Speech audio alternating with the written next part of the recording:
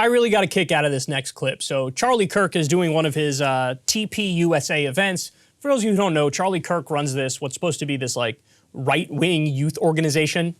Because, you know, the youth in this country, they really love conservative politics. Every poll shows the exact opposite. In fact, as this generation ages, it's the only generation in modern history that has not moved further to the right. If anything, this generation is moving further to the left because they see all the flaws in the system and they're like, this ain't helping me. We need radical change. Anyway, so Charlie Kirk does this students event, and he's given a speech, as he often does, and there's a Q&A portion. So somebody in the crowd goes and asks Charlie Kirk a question. I love this clip because you get the sense that this guy who's asking Charlie Kirk a question is a leftist and is trolling and pretending to be a right-winger and makes a hilarious point. Let's see if Charlie Kirk takes the bait. I listen to your show all the time, and I want to thank you for standing up against the woke Democrat mafia here in Chicago. It's so important. And for saying the truth that the 2016 election was rigged, it was stolen, no. And that is why 2020. You said 16. Was that 2016, right? No, 20. Oh, 2020. I'm sorry. No, I'm so nervous, Charlie. I'm so excited to speak to you. I'm so sorry. I like 2020. 16. Yes, the 2020 election was rigged. It was stolen. It was, yes, no. It was stolen, right? And I want to thank you for standing up for that. And that's why when the 2022 elections came around, I told all of my friends and family, I said, there's only one way to stop this woke Democrat mafia, and that is to boycott these elections, because they're never going to hear us if we don't really stop from participating in their lie. It's a farce. It's a farce. And why should we participate? You said it yourself. Why should we participate? Okay, let me tell you why. So I love the energy. You buttered me up perfectly, right? But I got to disagree.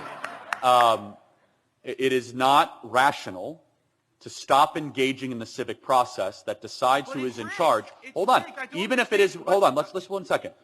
Even if it is rigged, okay? Even if it is rigged, going through a tradition of voting at least opens an opportunity, a chance, a micron that you actually might still be able to have representative government. What you are doing, respectfully, is a guarantee that you'll never have a voice. That was hilarious. Now, by the way, Charlie did not take the bait. He did not take the bait, but he did kind of walk into the trap a little bit when, you know, the guy was like, the election was rigged, and he's like, yes. Because if you say it's rigged, then when somebody follows up with, and that's why I'm going to boycott this system because it doesn't make a difference anyway when you vote, you'd have to be like, okay, I get it, right? It was rigged. Didn't matter what you did because the result was going to be the same no matter what. So yeah, I guess go ahead and sit it out. But he's like, it's rigged. And then he's like, but just try, please, just give it a shot. Maybe a micron of change, a little micron of change. Maybe we have a shot if we do the thing. Oh, that was beautiful. No, that questioner was definitely a leftist, and he was trying to walk the line here. It reminds me of the debate around early voting, because Trump leaned into this argument hard in 2020 and 2022. This idea of do not vote before election day, do not do the mail-in votes. It is rigged, folks. It is totally rigged. You show up on election day, you vote on election day, and that's the way that we're going to do it, okay? Don't vote early, never vote by mail, never vote early. And then Republican voters were like, okay. And they voted at a tiny rate by mail. The overwhelming majority of the mail-in ballots are Democratic.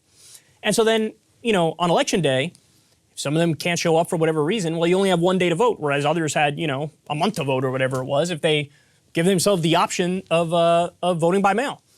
And that hurt them colossally. And these are the results. So,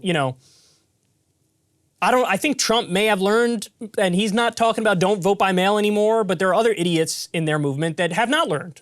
Mike Lindell is still out there going, definitely don't vote by mail, bad idea, only vote on election day.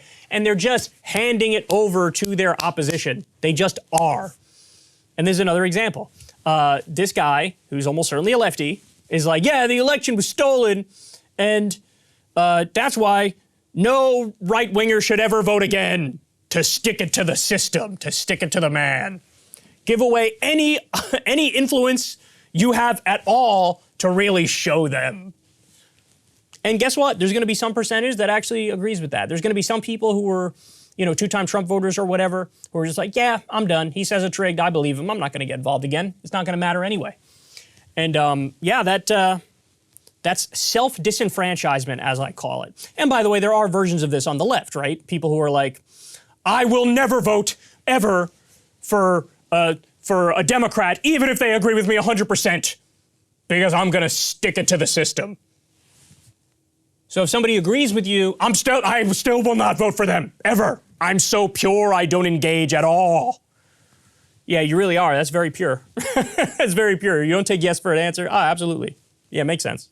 Anyway, he didn't take the bait, though. He only semi-fell for it because he was like, yeah, the election was rigged. But also, yeah, you should still probably vote anyway. It goes to show you, look, Charlie, I debated him. So I met him backstage and everything in the green room. He knows the election wasn't stolen. He knows it. Granted, I debated him before the 2020 election, but he knows it's not stolen. He's smart enough to know it's not stolen. So he tries to feed into the narrative, but he'll only go to a certain point because then he realizes, hey, past this point, we're hurting our cause. We're not helping our cause. And so he's trying to walk that line between, I'll give the base what they want to hear, but also insist, no, you have to vote, you have to vote, you have to vote. And usually, honestly, the right has historically been much better at galvanizing their people than the left has been. There's always a question as to whether or not, hey, is turnout going to be high? Are young people going to show up? Oftentimes, they don't show up, and oftentimes turnout isn't high. And every election where it's not high turnout, it helps the Republicans. But, Trump was trying to catch up and help the Democrats out more by making this don't do mail-in voting a thing, and that did nothing but hurt his cause. Anyway, hilarious clip. If you want to see me and Crystal Ball interview legends like Noam Chomsky, Cornel West, and more, subscribe to Crystal Kyle and Friends on Substack. $5 a month gets you the video version a day early. Remember, we take 0 ad dollars for this podcast. Or you can sign up on Substack for free and get the audio version a day later. Link in the video description box below.